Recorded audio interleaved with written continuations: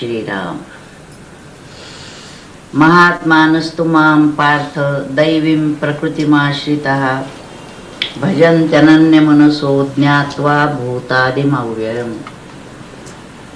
भगवद्गीता ज्ञानेश्वरी अध्याय 9 श्लोक 13.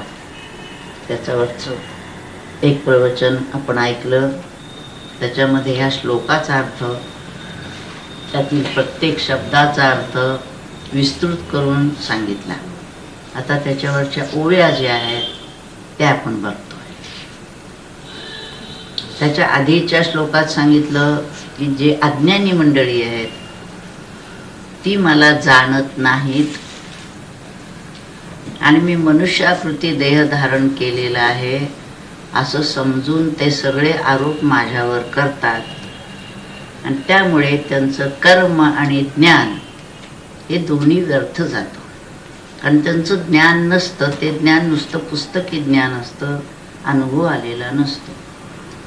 आणि म्हणून इथं महात्मानस्तु, तू म्हणजे परंतु, म्हणजे ही मंडळी अशी असली तरी महात्मे मला कसं बसतात ते सांगताना त्याने सांगितलं, दैवी प्रकृतीचा आश्रय केलेले महात्मे अनन्य मनस होऊन, माझ्याशी एकरूप होऊन, मीच होऊन, आणि मी भूतादिम आणि अव्ययम, मी भूतमात्रांचा आदी, म्हणजे माझ्यापासूनच सगळे भूतमात्र निर्माण होतात आणि मी अव्यय आहे म्हणजे अविनाशी आहे. म्हणजे सगळं माझ्याविषयीचं ज्ञान ज्ञात्वा, जाणून मग मला बसतात. आपण जे बसतो ते आपल्याला भगवंत कोण आहे, कुठं आहे, कसा आहे, काय त्याचं स्वरूप आहे, त्याला कसं जाणायचं, त्याच्याशी एकरूप कसं व्हायचं, काही आपल्याला माहीत नसतं. म्हणून महात्म्यांचं जे भजन आहे, त्यांचा जो बोध आहे तो आणि सामान्य व्यक्तीचा बोध, ह्याच्यामध्ये जमीन आसमानचं अंतर आहे. म्हणून सामान्य माणसं आणि महात्मे, सामान्य मंडळी बहुधा भगवंताचं भजन देखील स्वार्थासाठी करत असतात, वेगळे वेगळेपणाने पाहतात. आणि महात्मे मात्र एकच परमात्मा विविध रूपाने नटलेला आहे आणि तो सुद्धा देव्हाऱ्यात ठेवलेला तेवढाच देव आणि बाकीचे कोणी वेगळे आहेत असं न समजता प्रत्येक ठिकाणी तोच भरून आहे असा नुसता बोध शब्दाच्या अंगाने नव्हे तर अनुभव घेऊन अत्यंत नम्रतेनं प्रेमाने प्रत्येकाशी त्यांचं वर्तन असतं. आणि म्हणून ज्ञात्वा, जाणून मला बसतात. आणि म्हणून 11 अध्याय देखील एका ठिकाणी म्हटलं आहे, भक्त्या माम, भक्तीनंच मला जाणणं शक्य होतं. आणि पुन्हा क्रमयोगामध्ये 18व्या अध्यायात शेवटचा 55व्या श्लोकात देखील त्यांनी म्हटलंय, भक्त्या माम अभिजानाति यावान यश्चास्मी तत्वतः. मी केवढा आहे, कसा आहे जाणायचं असेल तर भक्तीच पाहिजे. पण ही जी भक्ती आहे ती आपण जी कर्माच्या अंगाने करतो ती भक्ती नव्हे, तर ही योगरूप भक्ती आहे. त्याला योगाची जोड पाहिजे, ज्ञानाची जोड पाहिजे. आणि मग जी भक्ती होते ती सहज कर्माने भक्ती होत असते. इथपर्यंत आपण थोडं मागच्या वेळेला ऐकलेलं आहे. आता पुढे आपण बघू. तरी जयाचे चोखटे मानसी, मी होऊन असे क्षेत्र संन्यासी. मन चोख करण्यासाठी काय करायला पाहिजे ते आपण बघितलं. चोख मनाची लक्षणं काय आहेत ती बघितली. अंतर्बाह्य शुद्ध आहे, चोख मन आहे. अशा ठिकाणी भगवंत म्हणतात, मी क्षेत्र संन्यासी होऊन तिथं राहतो. म्हणजे अशा महात्म्याच्या अंतःकरणामध्ये मी वस्ती करतो. म्हणजे ज्याच्या ठिकाणी भगवंताचाच वास आहे असे महात्मे कसे वागत असतील. संतांना पाव स्वरूपानंद आहेत, गोंदवलेकर महाराज आहेत, श्रीधर स्वामी झाले, अलीकडच्या पैकी सांगायचं तर माधवनाथ, पहिले तर ज्ञानेश्वर महाराज, तुकाराम महाराज, नाथ सगळे तर आहेतच. पण असा ज्याचा बोध आहे ते वेगळे आणि सामान्य मंडळी वेगळी. जया निजलिया ते उपासी वैराग्य गा. झोपेत देखील वैराग्य त्यांना सोडत नाही. वैराग्य त्यांच्या कणाकणातून बोरालेलं असतं. वैराग्य ह्याचा अर्थ देखील विरक्ती. तेही सांगितलं की बाहेरचं जे जे काही दिसतं आहे ते सगळं स्वप्नवत आहे असं त्याला पक्क माहीत. सकाळी उठलं जे सुरू होतं ते स्वप्नच असतं. स्वप्नात काही गोष्टी आपल्या हातात नसतात. तसा व्यवहारात काय घडावं काही आपल्या हातात नसतं. आत्ताच्या मुलीने सांगितलं ना, वडील सकाळी त्या पर्वती ह्याच्यावर जाऊन आले, टेकडीवर आले, नाश्ता केला, बसले आणि गेले. काही होत नव्हतं. याचा अर्थ काय? काय आपल्या हातात आहे? देह देखील आपल्या हातात नाही. हे दीर्घ स्वप्न आहे. संत पुन्हा पुन्हा आपल्याला सांगतात. आणि त्या स्वप्नात मात्र आपण असे काही बुडून जातो, सगळं खरं समजतं. मग आता करायचं का नाही? सगळं सगळं करायचं, पण लक्षात ठेवायचं की या जगदरंगभूमीवर जे नाटकात आपल्याला काम करायचं आहे तो रोल आपल्याला वठवायचा आहे. पण आपण ते नव्हे. विंगमध्ये गेल्यानंतर जरासं त्याला माहिती असतं की काम करतानाही त्याला माहिती असतं मी तो नव्हे, मी आत्मा आहे. जसं मी आत्मा आहे इथं बोट ठेवायचा आणि जे काही तुमच्या वाट्याला आलं असेल. आपणही बघा ना, भगिनी असेल तर ती कोणाची तरी मुलगी असते, कुणाची आई असते, कुणाची बहीण असते. वेगळे वेगळे तिला नाटकं करायला लागतात प्रत्येकाची त्या त्याप्रमाणे. पुरुष असला तर कुणाचा मुलगा असतो, कुणाचे वडील असतात. वेगवेगळे नाते असतात. बाहेरचे काय, कोणी प्रोफेसर असतील, कोणी डॉक्टर असतील. त्या त्या ठिकाणीची भूमिका ते पार पाडत असतात. फक्त ते भूमिका आहे हे लक्षात येत नाही आणि मग तिथं गोंधळ. म्हणून ते भान ठेवायचं की ह्या भूमिका आपल्याला उत्तम प्रकारे आठवायच्या आहेत. पण ही भूमिका आहे मी आता सगळ्यापेक्षा वेगळा आहे असं आत्म्याच्या ठिकाणी बोध ठेवून वर्तन करणं ते ज्ञानी पुरुषाचं लक्षण. ते महात्मे तसं असतात. जयाच्या आस्थेच्या सद्भावा तू धर्म करी राणीवा, जयाचे मन ओलावा विवेकासी. आस्था आहे, परमात्मा प्राप्तीची आस्था आहे, सद्भाव आहे आणि धर्म त्यांच्या ठिकाणी राज्य करतो. याचा अर्थ ते जे करतात, वागतात, बोलतात तो धर्म. ते अधर्माच्या मार्गाने कधीही जाणार नाहीत. ते जे जगतात तीच नीती. जयाचे मन ओलावा विवेकासी. महात्म्यांच्या जवळ संत तेथे विवेका. आत्मानात्म विवेक अखंड जागृत असतो. काय करायचं काय करायचं असं लक्षात. इथपर्यंत आपण पाहिलंय. जे ज्ञान गंगे नहाले पूर्णता जेऊनी धाले, जे शांतीसे आले पालव नव्हे. हे महात्मे ज्ञान गंगेत नाहतात. आपण नदीत आंघोळ करायला जातो, काशीला जातो, तिथं नाहतो. पण तिथं जे न्हाणं आहे, स्नान करणं आहे ते चर्म वरी वरी प्रक्षाळले असं म्हटलं. अंतर शुद्ध नसता, हात शुद्धता जर नसेल तर बाहेरची शुद्धता विटंबुगा म्हटलंय. मग त्याला असंही म्हटलं जातं की गंगेत स्नान करताना सगळी पापं बाहेर झाड वृक्ष असेल त्याच्यावर ठेवून जातो, बुचकळी मारून आलो बाहेर की ते पापं पुन्हा आपल्या खांद्यावर बसतात आणि आपल्याबरोबर घरी येतात. किंबहुना स्नान करताना देखील पुढे काय करायचं, कुणाला बुडवायचं, कुणाला काय करायचं असे विचार सुरू असतात. पण ही जी मंडळी असतात ती ज्ञान गंगेत नाहतात. आणि ज्ञान गंगेत राहण्यामुळे देहभाव झडझडून गेलेला आहे, पूर्ण झालेले आहेत. लक्षात आलेलं आहे काय, मी माझं सगळं गेलेलं आहे. आणि ज्ञान गंगेत नाहतात आणि पूर्णता जेवूनी धाले. धाले म्हणजे तृप्त झाले. त्यांनी कशाचं जेवण केलं? पूर्णतेचं जेवण केलं. आपण जे जेवतो ते जेवत असतानाच मधल्या वेळेला काय खायचं ह्याचा विचार सुरू असतो, किंवा संध्याकाळी काय करायचं ह्याचा विचार त्याच वेळेस सुरू असतो. त्याचं कारण आपण जेवलो ते तात्पुरतं असतं, पुन्हा भूक तशीच. पण जे पूर्ण झालेले असतात ते तृप्तच होऊन जातात. त्यांना कसली अतृप्ती राहतच नाही. त्यामुळे ज्ञानाने येणारी पूर्णता, आपण अपूर्ण असतो. मग जीवाला अपूर्णता असल्यामुळे पूर्णतेकडे जाण्याची ओढ असते. आणि जे पूर्ण देह बुद्धीवरच असतात ते त्याच्यातच रंगलेले असतात. गाडी, घोडा, बंगला, नोकरी, पैसा, मुलं, बाळ, त्यांना कळतच नाही काय आपण कशासाठी जीवन जगतोय. जीवभावावर थोडे आले तर निदान लक्षात येईल की जीवाला काहीतरी हवं आहे आणि आपण देत नाही आहे. मग त्या जीवाला जे हवं असतं ते आत्म्याशी मिळून जायचं असतं, जिथून आला तिथे. आणि ही जी मंडळी असतात त्यांना ज्ञान झालेलं असल्यामुळे आपण पूर्ण आहोत याचा अनुभव घेतात आणि पूर्णता जेवूनी, कारण स्नान झालं आता भोजन करायचं, ते पूर्णतेचं भोजन करून तृप्त शांत होऊन राहतात.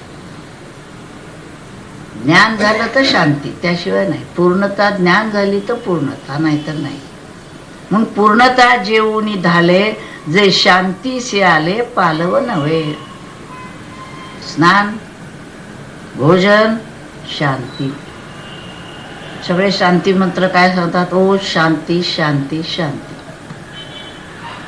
शेवटी आपल्याला काय हवी? जीवाला शांती हवी, समाधान हवंय. ती शांती जर हवी असेल खऱ्या अर्थाने, आपणही शांतच असतो एरवी, जोपर्यंत आपल्याला कोणी काही बोलत नाही तोपर्यंत.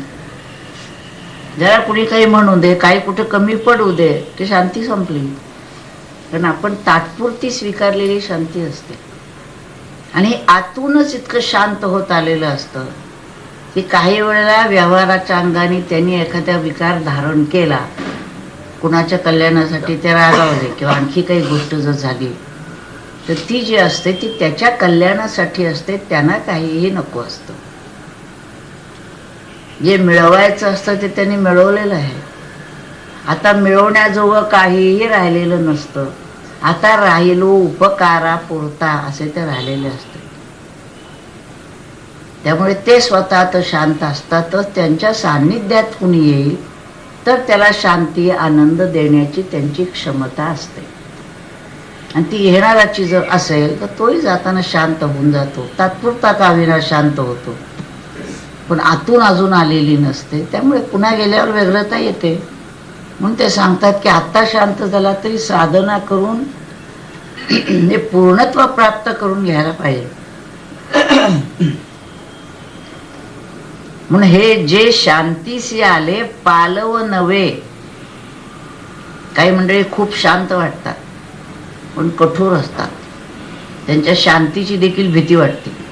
ते शांत बसलेत खरे पण बहुधा पुढे काहीतरी जोरात व्हायचं दिसलंय. त्याच्या आधीची वादळापूर्वीची शांतता दिसते. बायका बोलायचं बंद झाल्या, काही वेळेला मौन धारण केलं, लक्षात येतं काही वेळा काहीतरी पुढे येणार आहे जोरात. ज्या अर्थी बोलत नाही आहे त्या अर्थी पुढे काहीतरी येणार आहे. असं मौन, अशी शांती नव्हे. हे जे असतात ते शांतीचे कोवळे कोंब असतात. पालव, पल्लवी म्हटलेलं आहे. त्यामुळे महात्मे अत्यंत कोमल अंतःकरणाचे असतात. कोंब कसा असतो सांगा? लहानपणी आम्हाला सांगत असत कोंबाला कशाला, तसं बोट देखील दाखवायचं नाही, नख लागेल त्याला, मग असं दाखवायचं. म्हणजे का? तर नख लागणार नाही, म्हणजे इतकं कोवळं असतं. तसं ही शांतीला पल्लव आलेले, पल्लव बघायचे ना, त्यांना बघा. शांतीशी आले पालव नवे, आणि नवे नवे पालव येत असतात. महात्मे एकदा चिवून चालत नाही, पुन्हा पुन्हा त्या त्या युगात, त्या त्या काळात कुठं ना कुठेतरी असावे लागतात. कारण त्यांच्या रूपाने भगवंतच वास करत असतो. त्यामुळे विश्वामध्ये विश्व जर राहायचं असेल तर संतांचं अस्तित्व हे आवश्यक असतं. त्यांच्या रूपाने भगवंतच नांदत असतो. फक्त ते संत ओळखता आले पाहिजेत, त्यांची लक्षणं माहिती पाहिजेत, आणि त्यांना जर आपण शरण गेलो तर ते आपल्याला मार्ग दाखवतात. इथं लक्षात घ्या, हे वर्णन जे चाललेलं आहे ते ज्ञानेश्वर महाराजांसारखे महात्मे महात्म्याचं वर्णन करतायत. सामान्य माणसाला महात्म्याचं वर्णन करता येणार नाही. ज्याचं वर्णन करायचं त्याच्या जवळपास कुठंतरी आपण गेलो तर त्याचं वर्णन करतायत. म्हणून ते वर्णन करतायत, ते जवळजवळ त्यांचंच वर्णन आहे. जे शांतीसे आले पालव नवे, जे परिणामा निघाले कोंब. महात्म्यांचं वर्णन. परिणामा ह्याचा अर्थ ब्रह्मस्थिती. ब्रह्मस्थितीला निघालेले हे कोंब आहेत. ब्रह्मस्थिती म्हणजे काय आपल्याला कळणार नाही एरवी. ब्रह्म म्हणजे काय नाही सांगता येत नाही ना. त्यांना पहा, हे जे ब्रह्म आहे ना, निर्गुण निराकार, त्या संतांच्या रूपाने परब्रह्म अवतरलेलं असतं. आपल्याला त्यांना ओळखता आलं पाहिजे. म्हणून त्या परब्रह्माला म्हणजे ब्रह्मस्थितीला आलेले कोंब म्हणजे हे महात्मे. म्हणून परिणामा निघाले कोंब. आणखीन कसे आहेत, जे धैर्य मंडपाचे स्तंभ. परमार्थ करायला धैर्य लागतं. कारण तुम्ही परमार्थ करायला लागलात की व्यवहारात जी मंडळी वागत असतात आजूबाजूला, आपल्या नात्यात असतील, शेजारी पाजारी असतील, आजूबाजूची मंडळी, ती ज्या दिशेनं जात असतात त्याच्या उलट दिशेनं आपल्याला जायचं असतं. ती बारीक सारीक गोष्टी जितका रस घेत असतात तितकं आपल्याला हळूहळू त्याच्यापासून अलिप्त व्हायचं असतं. मग अशा वेळेला फार मोठा झगडा द्यावा लागतो. आंतरबाह्य आम्हा युद्धाचा प्रसंग.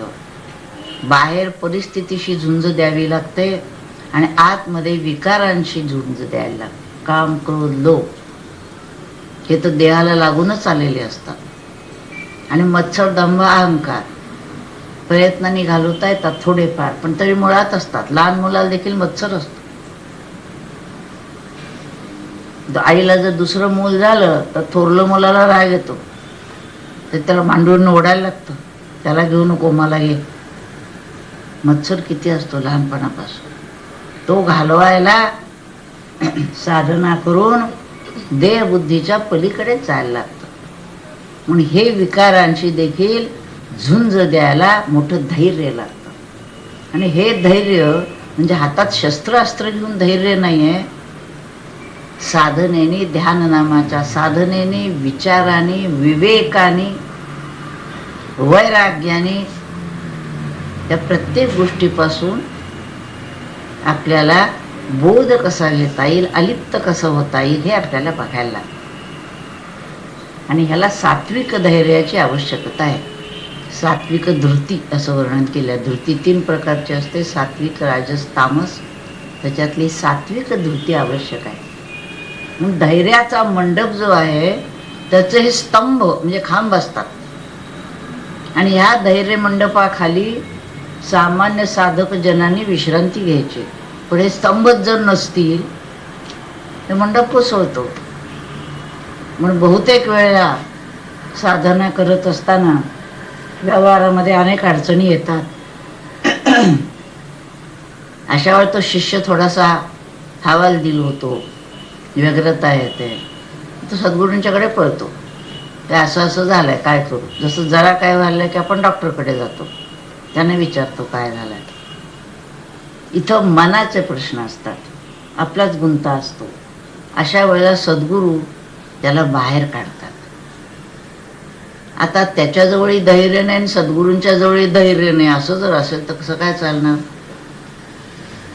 रोगी डॉक्टरकडे जातो, एक रोगी दुसऱ्या रोगाकडे जाऊन काही होत नाही. तसं हे धैर्य मंडपाचे स्तंभ असल्यामुळे त्यांच्याकडे येणारा ना, ते गलित गात्र झाले असले, निराशा आली असेल तर त्याला पुन्हा उत्तेजन देऊन त्याचा जो प्रश्न समोर आला असेल तो योग्य त्या पद्धतीनं हाताळून त्याच्या पातळीवर जाऊन त्याला त्याच्यातून उभारी कशी आणता येईल हे संत करत असतात. आहे त्या परिस्थितीमध्ये, परिस्थिती नाही बदलता येत ना, मग आहे त्या परिस्थितीत तुला कसं राहता येईल, तुला तुझं जीवन आनंदरूप कसं करता येईल, तुला तुझी साधना कशी करता येईल हे सुचवण्याचं काम. आणि ती नुसतं सुचवणं नव्हे, त्याच्या पाठीमागं शक्ती देण्याचं काम, मार्गदर्शन करण्याचं काम हे संत महात्मे करत असतात. कारण तेही अशाच परिस्थितीतून गेलेले असतात. सर्व संतांची चरित्र पाहिली तर आपल्याला लक्षात येईल किती त्यांना त्रास झाला. स्वतःशी तर झगडावं लागलंच, पण जगाने निंदा किती करावी, किती त्यांचे हाल करावे. पण अशाही वेळेला त्यांची धैर्य असल्यामुळे ते त्या ठिकाणी आपल्या जागेवर पक्के राहतात कोणत्याही कारणाने धैर्य खचू देत नाहीत. आणि असं कुठलाही शिष्य किंवा भक्त करत असला जे सद्गुरू किंवा भगवंत त्याच्या पाठीशी उभे राहतात. ती त्याच्यातच जर जिद्द नसेल, धैर्य नसेल, तर ते म्हणतात त्याला काठी घालून किती उभं करणार आपण त्याला उभं केलं तरी पुन्हा पाठीमागं वळला की डेपाळला. असं नाही उपाय, त्याला पुन्हा पुन्हा. म्हणून नैराश्य मोठा शत्रू म्हटलाय परमार्थामध्ये. कुठल्याही कारणाने निराशा येता कामा नये.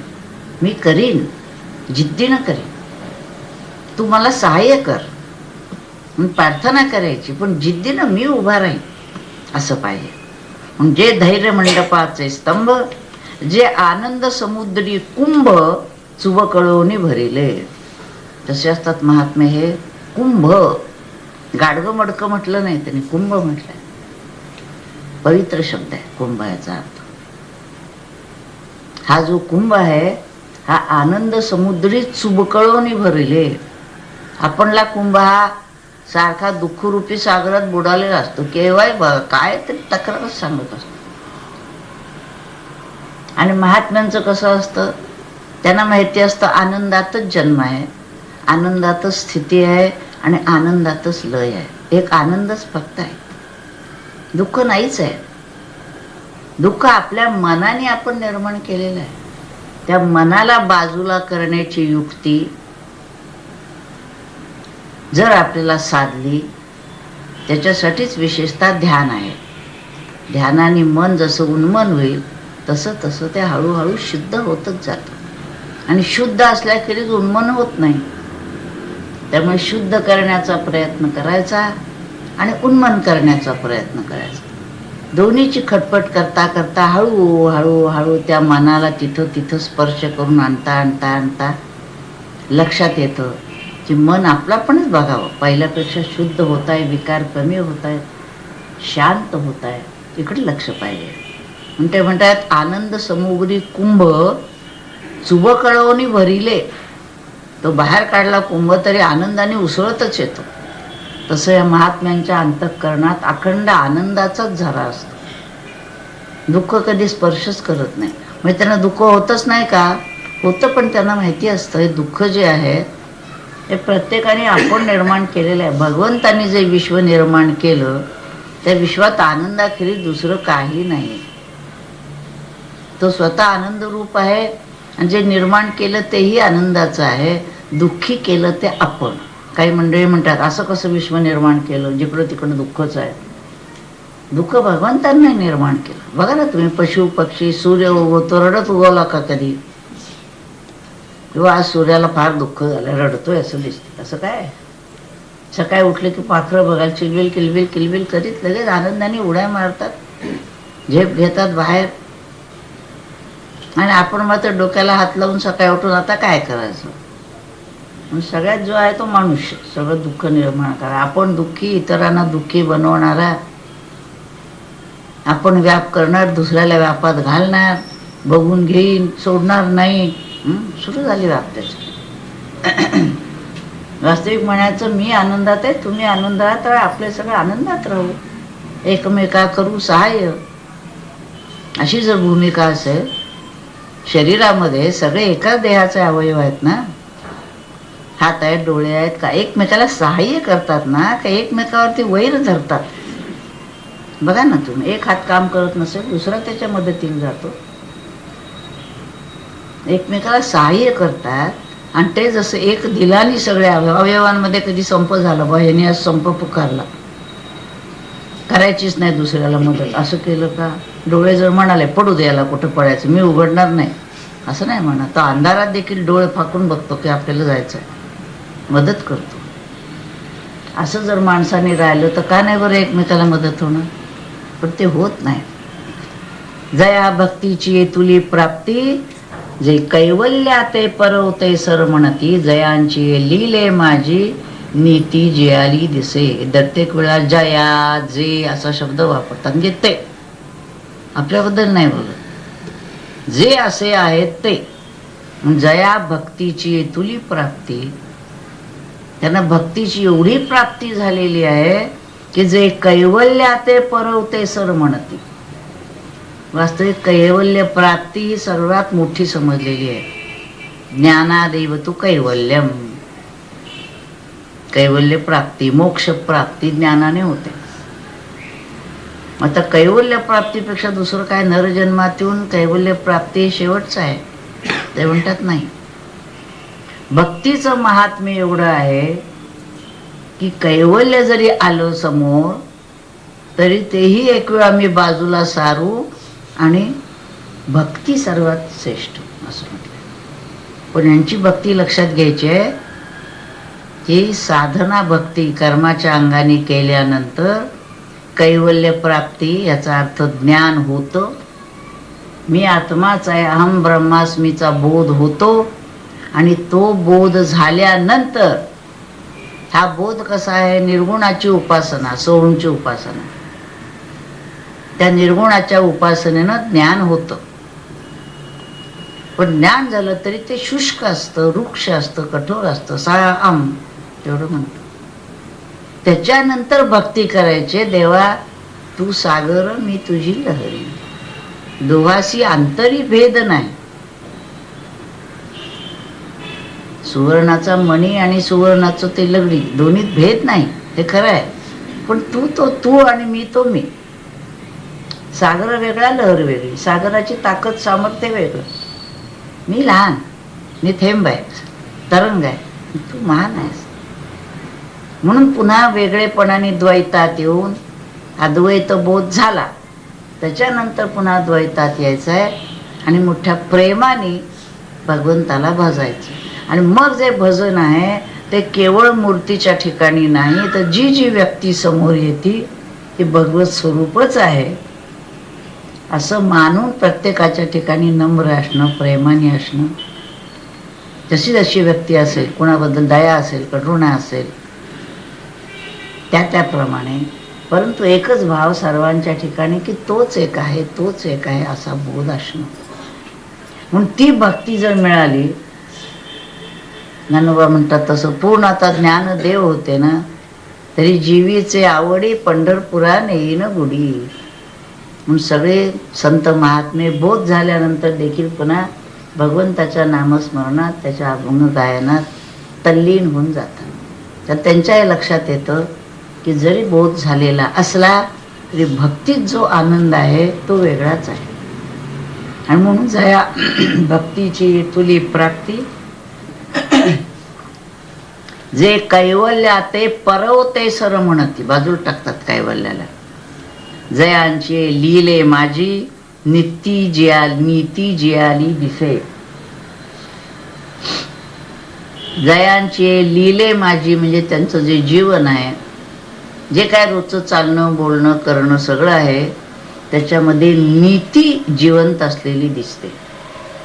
याचा अर्थ त्यांचे कुठलंही कर्म जे आहे ते नीतीला सोडून नाही, किंबहुना ते जगतात तीच नीती. आपल्याला नीती म्हणजे काय कळत नाही ना, ते काय करतात ते बघा.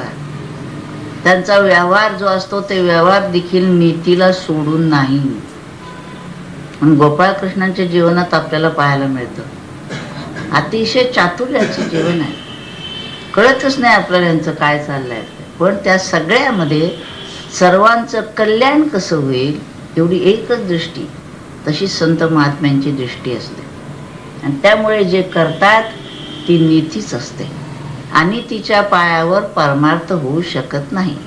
वेडावाकडा व्यवहार, ह्याला बुडवायचं, त्याला बुडवायचं, ह्याला फसवायचं आणि ध्यानाला बसले असं जर असेल, होणार नाही.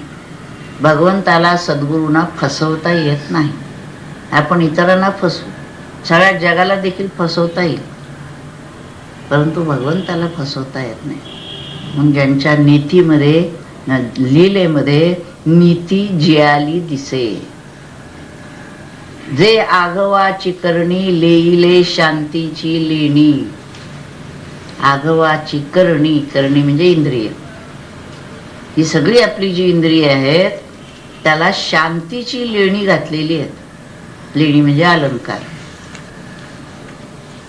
ज्यांचे डोळे आहेत, कुठले अलंकार घातलेत बरं?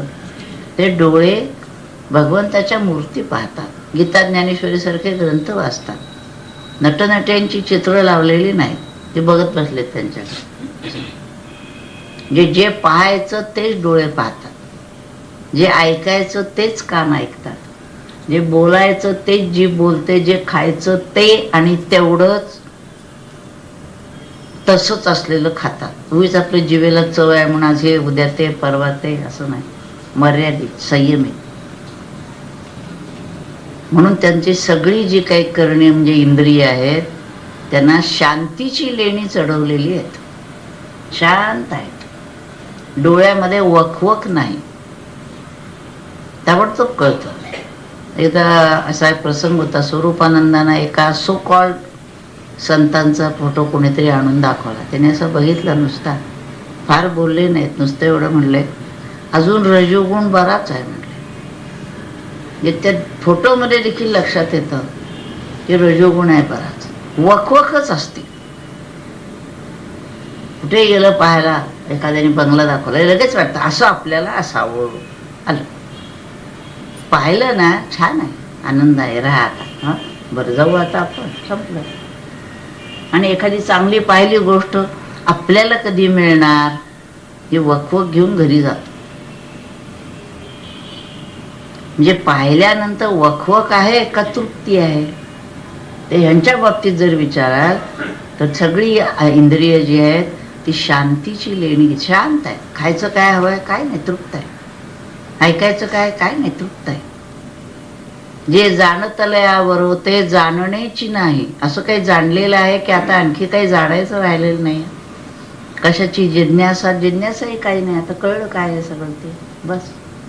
त्यामुळे कुठल्याच प्रकारची वखवक त्यांच्या इंद्रियांना नसते. कुठं जायचं आहे, हाताने काय करायचं आहे. म्हणून एका ठिकाणी वर्णन केलं ज्ञानेश्वर महाराजांनी, जयांचे हात निर्व्यापार.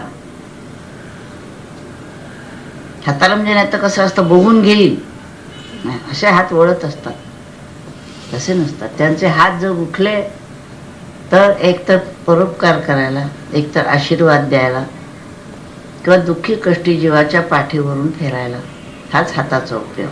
मारीन, ठोकीन, बडवीन असं नसतं. किंवा असा हात नसतो सारखा, द्या हवा आहे काय ते असं नसतं. तृप्त असतात. लेईले शांतीची लेणी जयाचे चित्त गवसणी व्यापका मज. त्यांचं जे चित्त आहे ना ते मला गवसणी घालण्या इतकं व्यापक आहे. आता भगवंत व्यापक, सर्व विश्व व्यापून दशांगुळे उरला, सगळे विश्व ब्रह्मांड भरलेलं आहे आणि तेही करून पुन्हा उरलेलं आहे. 10व्या अध्यायाच्या शेवटच्या 2 श्लोकात म्हटलेलं आहे. सगळ्या विभूती तुला सांगितल्या, पण या सगळ्या विभूती तुला थोड्याशा कळाव्यात म्हणून सांगितल्या. पण थोडक्यात सांगायचं तर सर्व ठिकाणी मीच भरून पुन्हा उरलेलो आहे पाठीमागे. म्हणून संतांना जसं अनंत कोटी ब्रह्मांड नायक असं म्हणतात, सगळ्या ब्रह्मांडाला व्यापून उरलेला, तसं म्हणतात मी व्यापक आहे. परंतु हे महात्मे कसे असतात तर त्यांचे चित्त मला व्यापकाला गवसणी घालण्या इतकं व्यापक होतं. गवसणी म्हणजे ते वाद्य वगैरे असतात त्याला घालतात वरती झाकून ठेवायला, ते झाकावं असं. तर मला भरून राहील अशा तऱ्हेचं यांचं चित्त असतं. ऐसे जे महानुभाव, हे कसे असतात महात्मे, महानुभाव, मोठे असतात. दैवीय प्रकृतीचे दैव,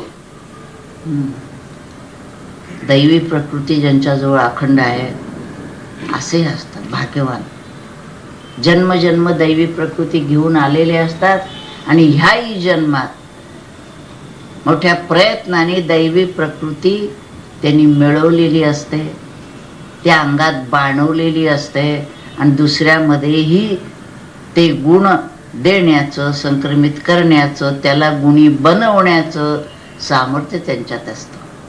जसा डॉक्टर हा स्वतःची प्रकृती चांगली ठेवतो म्हणून त्याला डॉक्टर म्हणत नाहीत, तो स्वतः चांगला राहून शक्य असेल तेवढा दुसऱ्याला दुरुस्त करण्याचं ज्याच्यामध्ये ज्ञान असतं त्याला डॉक्टर असं म्हणतात. तसं इथं शेवटी ते आजारी पडतात, ते सुद्धा पडत नाहीत असं नाही, कारण त्यांनाही पुन्हा देहाला त्या सगळ्या गोष्टी लागलेल्याच आहेत.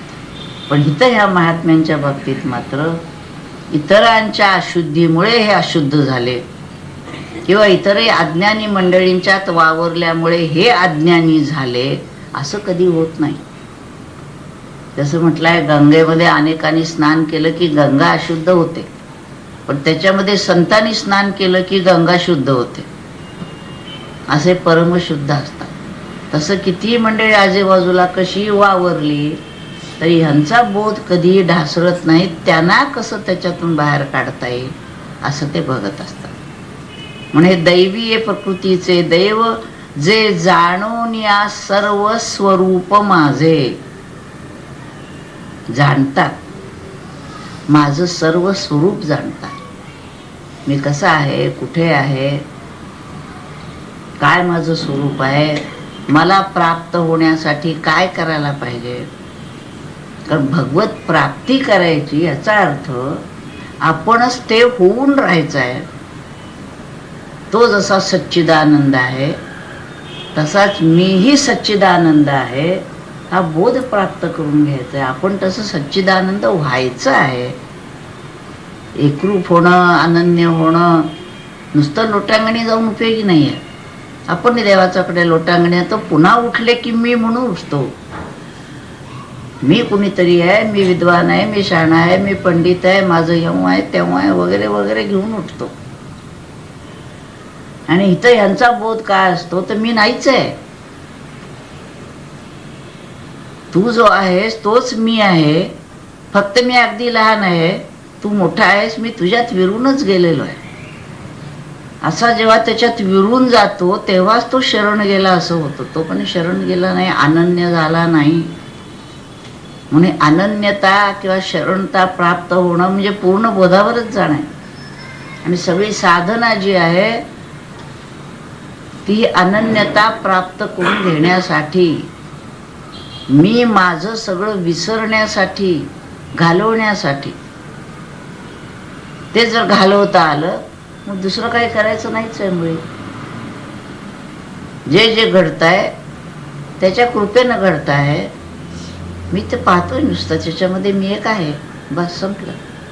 दाय होईल बेडा, मी तू जे करशील ते, जसं करशील ते, त्यात कुठली तक्रारीला वावच नाही. म्हणून सबब सांगेल, तक्रारी सांगेल तो शिष्य नव्हे, तो अनन्यही नव्हे. मी इतकं केलं तरी असं कसं माझ्या वाट्याला आलं, असं झालं परमेश्वराची कृपा आहे. असं झालं परमेश्वराची कृपा आहे. नुसतं तर काय करणार, आले देवाजीच्या मना, तेथे कोणाचे काही चाले नाही. तक्रारच आहे खरं सांगायचं. परमेश्वराविरुद्ध तक्रार आहे. त्याच्या मनात आलं तसं त्यांनी केलं, मग काय करणार, मग काय करणार म्हणू नका. तुम्ही जर भक्त असाल तर तो जे करेल ते तुमच्या कल्याणाचंच आहे असं लक्षात ठेवा. लहान मूल जर असेल तर आई जे करेल त्याच्यासाठी त्याच्या कल्याणाचं करणार असं गृहीत धरलेलं आहे. असावी तसं. तसं जर असेल तर ती जसं त्याच्या कल्याणाचं करेल. इथं तर भगवंत प्रत्यक्ष आहे, सद्गुरू प्रत्यक्ष आहे, ते कसं अकल्याणाचं करतील असा बोध पाहिजे.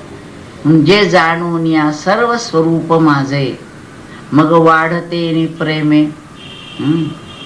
भगवंतावर प्रेम पालपर्यंत केलं, आता पुरे झालं असं नाही. वाढते नि प्रेम, वाढतंय प्रेम, दिवसेदिवस वर्धिष्णू होते. किती प्रेम करावं. आणि प्रेम नाही करायचं तर करायचं काय दुसरं. अंतःकरण कशाने भरलाय असं जर विचारला तर एकच प्रेम भाव आहे, आणि तो सर्वांविषयी आहे.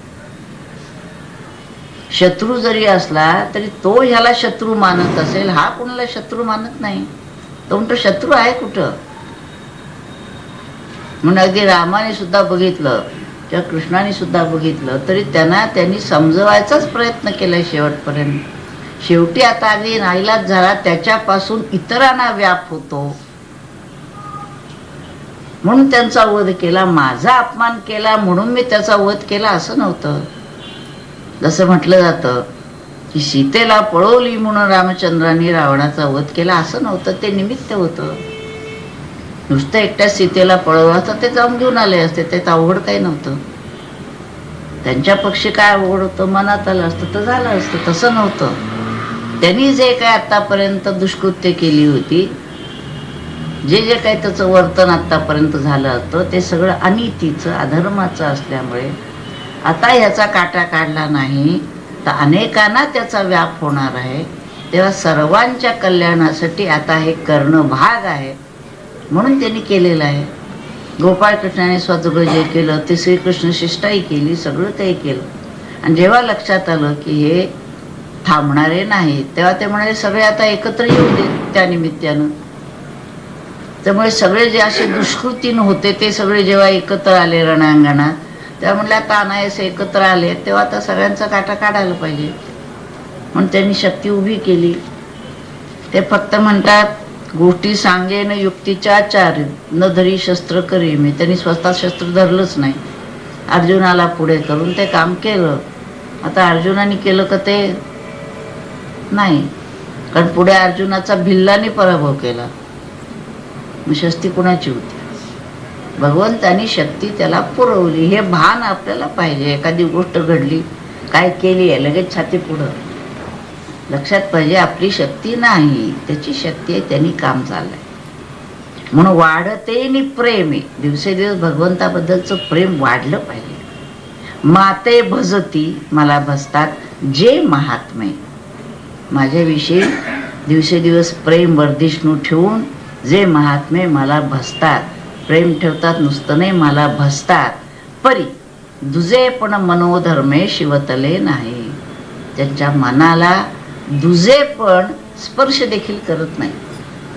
याचा अर्थ सुद्धा पुन्हा अद्वैतातच भजन. पुन्हा तू तोच मी आहे, पण मला तुझ्या भक्ती करण्यात आनंद वाटतोय. मनाला वेगळे पण शिवो भूत्वा शिवम यजेत, देव देऊळ परवारू कोरून की जे डोंगरू, तैसा भक्तीचा व्यवहारू का न व्हावा, असा अमृतावर म्हटलं.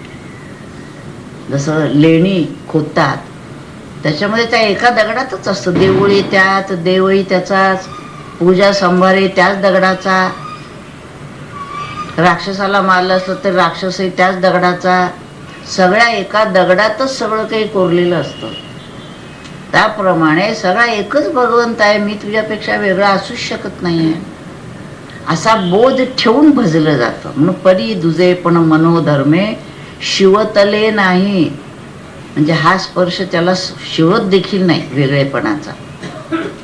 ऐसे या प्रकाराने मीच होऊनी पांडवा, ते मीच होता करीती माझी सेवा, मीच होऊन माझी सेवा करतात.